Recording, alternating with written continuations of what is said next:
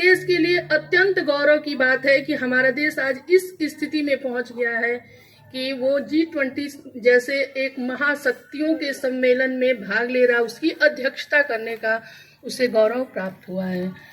इसके बारे में हम लोग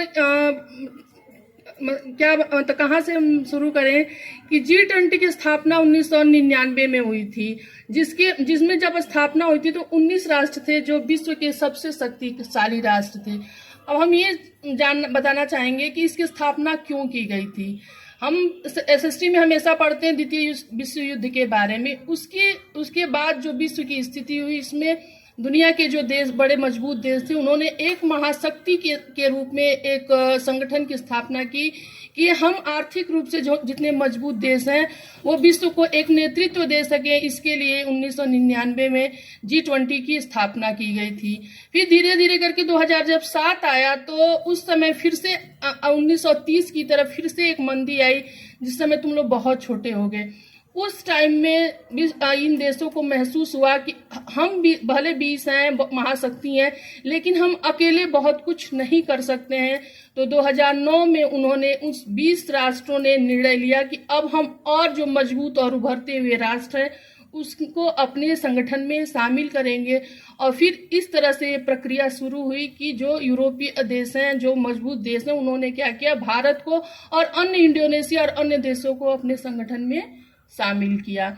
उसके बाद से G20 सम्मेलन जो है यूरोप से हटके, अमेरिका से हट करके हमारे एशिया और अफ्रीका जैसे देशों की तरफ इसका सम्मेलन शुरू हुआ।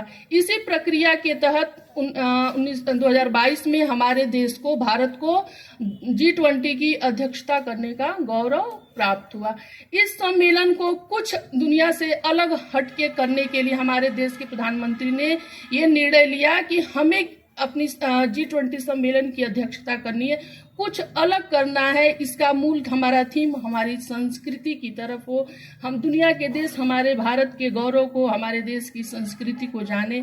इसी थीम के साथ उन्होंने एक परिवार, एक राष्ट्र और एक विश्व की एक देश की कल्पना की। और इसी चीज को G20 सम्मेलन में ज्यादा से ज्यादा जो राष्ट्राध्यक्ष है उनको अपनी भारतीय संस्कृति की परंपरा को दिखाने की कोशिश की गई है।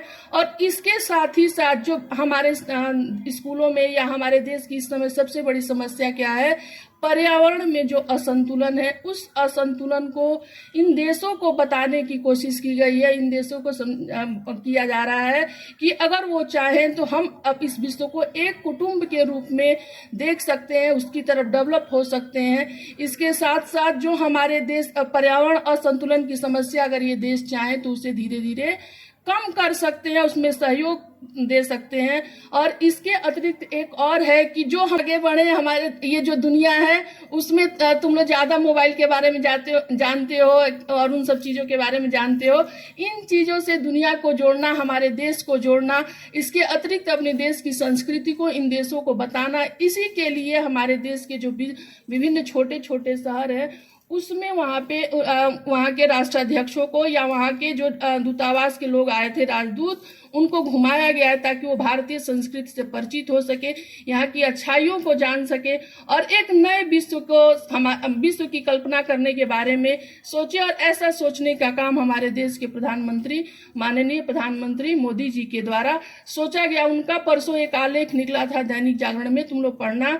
उसमें उन्होंने कहीं से भी एक प्रधानमंत्री की भूमिका के रूप में नहीं लिखी है, बल्कि उनकी सोच पढ़ के आश्चर्य लगता है कि हमारे पास इतना भी समय नहीं कि हम कुछ अलग कर सके। एक प्रधानमंत्री जो हर समय कहीं ना कहीं जाता है, उन्होंने इतना सुंदर आलेख लिखा, एक इतना अच्छा विचार रखा कि हमें एकता के साथ अपने आप को, पूरे विश्व को एक देश के रूप में देखना होगा। अपनी अपनी छोटी छोटी आकांक्षाओं और महत्वाकांक्षाओं के लिए हम अपने देश, अपने स्वार्थ के लिए जो काम करते हैं उसका त्याग करके एकता के साथ संपूर्ण विश्व को एक होना होगा। तभी हमारे देश, विश्व की जो समस्या है, मूल जो जलवायु परिवर्तन से संबंधित है, वो समाप्त हो न हो लेकिन कम जरूर होगी।